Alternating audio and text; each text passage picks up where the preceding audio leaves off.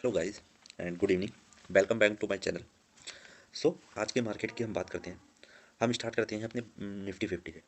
सो मैंने जो कल की अपनी एनालाइज की वीडियो में बताया था कि हमारा जो ग्लोबल मार्केट का मतलब व्यू था वो गैप अप की तरफ था, क्योंकि कल ग्लोबल मार्केट में बहुत ही अच्छे पॉइंट पॉजिटिव पॉइंट के साथ बैंक निफ्टी ट्रेड कर रहा था। ठीक है, अब मैं बात करता हूँ आज के मार्केट की।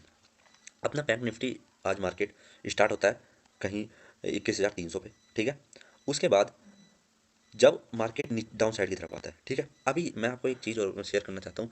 जो मतलब स्कैल्पर्स होते हैं वो मॉर्निंग, जब हमारी मॉर्निंग में स्टार्ट होता है मार्केट, वो तभी से स्कैल्पिंग स्टार्ट कर देते हैं, क्योंकि वो उन्हें तो बहुत छोटा मतलब प्रॉफिट, बहुत बड़े अमाउंट से बहुत छोटे पॉइंट कैप्चर करने होते हैं। बट जो हम सेफ ट्रेडर होते हैं वो कभी भी हम स्टार्टिंग में, क्योंकि मार्केट बहुत वोलेटाइल रहता है, अप साइड में भी जा सकता है, डाउन साइड में भी जा सकता है।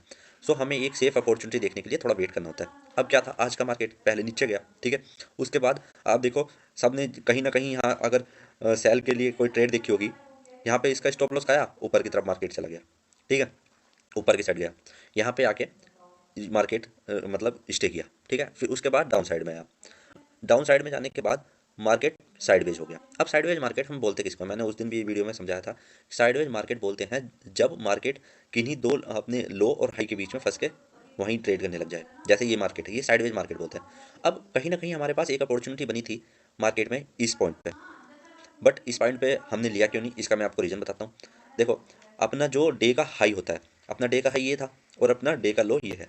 अगर मार्केट अपने डे के हाई को अप साइड में ग्रीन कैंडल के साथ ब्रेक करता है तो हमारी बाइंग की अपॉर्चुनिटी बनती है।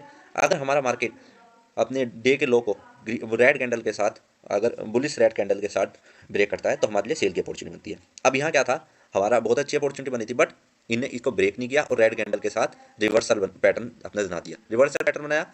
रिवर्सल पैटर्न में क्या होता है, ग्रीन जा रहा था, रेड में आ गया, सेल में आ गया, हमारी यहाँ हमने कोई ट्रेड नहीं ली। ठीक है, अब क्या था, यही होता है पेशेंस रखना। अब मार्केट फिर से ऊपर साइड में गया, अब कितने अच्छे ग्रीन कैंडल के साथ जा रहा था। अब हमने इसका वेट किया कि क्या अब ये ट्रैप है या इसको मार्केट सच में इसको ब्रेक करना चाहता है।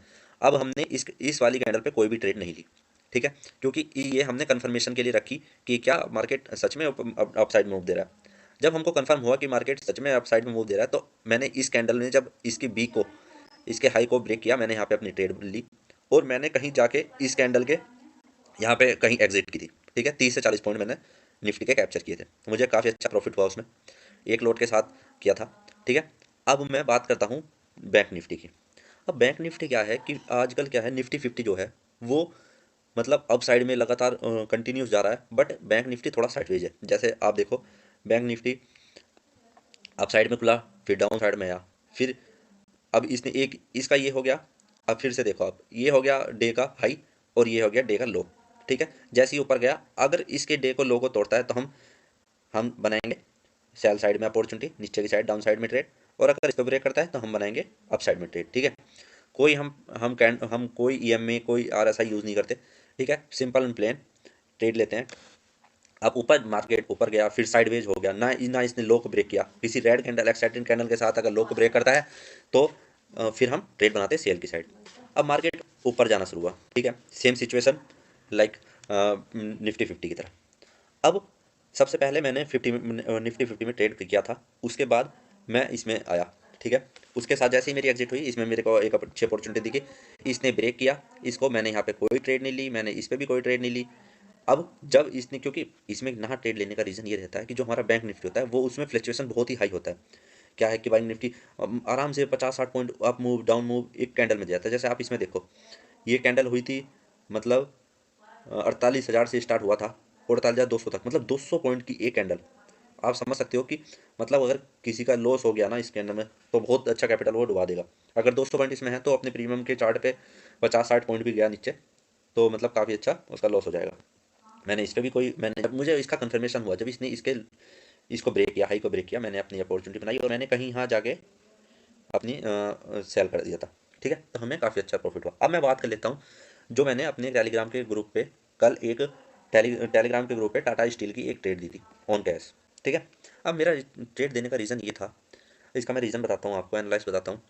देखो, मार्केट ने वी शेप में रिकवरी दी, उसके बाद हमने कहीं जाके 132 पे अपनी जो ट्रेड थी उसमें एंट्री की, और आज आप देखो कि 133 गया है।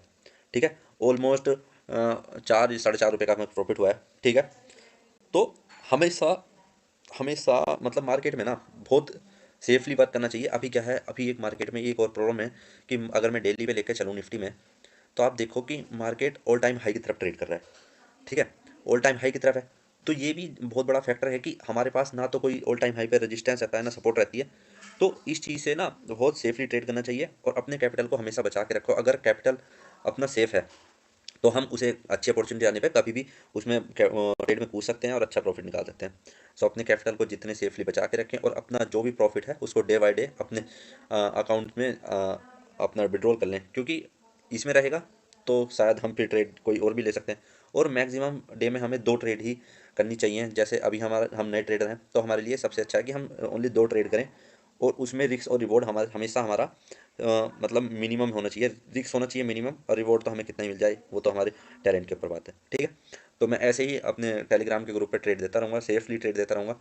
So keep watching and keep supporting. Good night, thank you so much, Tata, Ram Ram.